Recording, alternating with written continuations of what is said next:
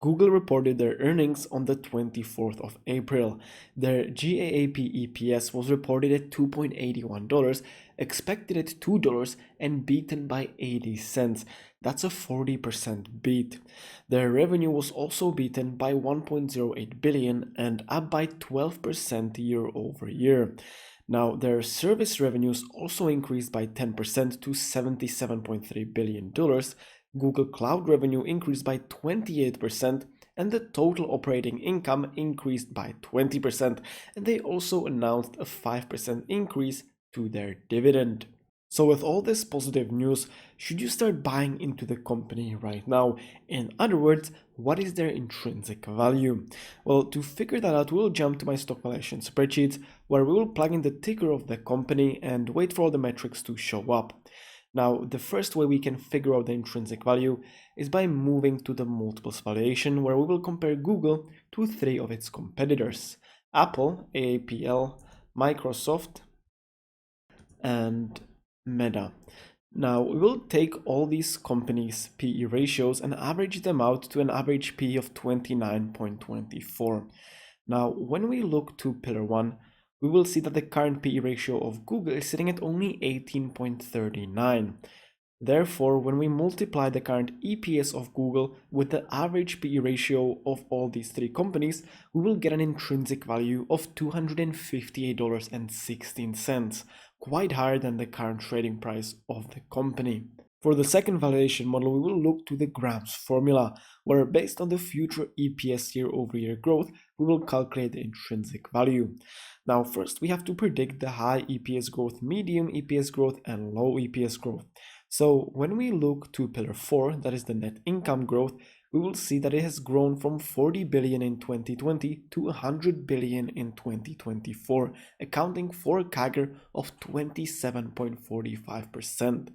Therefore, returning to the Grams formula, I think it is quite fair if we predict the high growth at 20%, medium we will go with 15%, and low we will go with 8%, and that will give us an average year-over-year growth into the next 5 years of 14.33%. Now, when we combine this with the 5-year EPS, the historical 5-year EPS of $7.11, we will get an intrinsic value of $188.87, 16% higher than the current trading price. Now, for the third valuation model, we will jump to the discounted cash flow model, where we will take the 5-year average free cash flow of $62.4 billion and take into account this is lower than the average free cash flow for the past 4 years. So we're taking a low initial growth number. Now into the future, we again have to plug in the high, medium, and low growth of the free cash flow.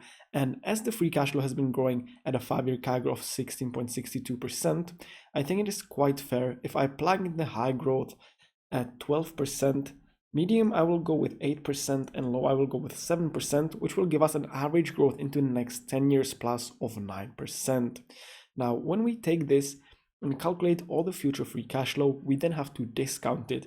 And I want to discount Google's free cash flow at a rate of 10%, that is the highest rate, medium rate of 9%, and a low rate of 8%, so an average discount rate of 9% again. And that will give us an intrinsic value of $265.54. Again, quite higher than the current trading price.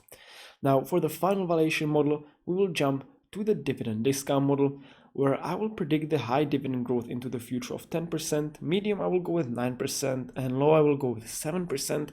And that will again give us an intrinsic value of $273.84. Now, before moving to the ultimate valuation, if you'd like to download these spreadsheets for your own personal use so that you can value any company you desire, you can download them at the link in the description. Now back to the video, moving to the ultimate valuation, we will average out the 4 values we just calculated and get an ultimate intrinsic value of $246.60, which is 51.83% higher than the current trading price of $162. So with a margin of safety of 10%, we would get an acceptable buy price at $221.94. Now, to be completely transparent, I do own Google. It is currently my biggest position, as I do believe that they will grow into the future. My position is sitting at about $170 per share, so if you buy Google right now, you will be getting it at a lower price than I did. With that, I hope that you enjoyed the video. Make sure to leave a like and subscribe, as it really helps me out.